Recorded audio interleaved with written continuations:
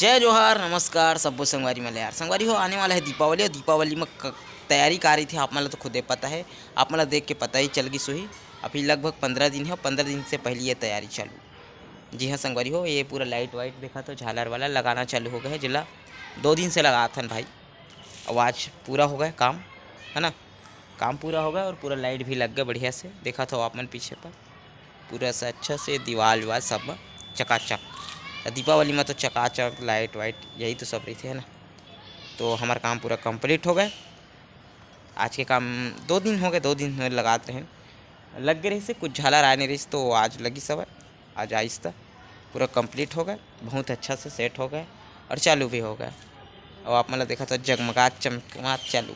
ये हमारी पहली बुकिंग रही से। असन अभी बहुत सारा आने वाला है। रात दिन खाए पिए कुछ नहीं मिला भाई। पूरा ये सीजन है ना ऐसी जहाँ है, मतलब जब तक दीपावली करीब नहीं आ जाए, नाक नहीं जाए, तब तक हमारा अभी चैन नहीं मिला। पूरा झालर झालर झालर झालर, यहाँ से वहाँ से वहाँ दौड़ धूप। हमारा काम जस्ट डबल बढ़ जाते। रात दिन पूरा काम करे पड़ते, तब जाके मेंटेनेंस हो पाते और जो ग्राहक है वो लोग कवर कर पाते।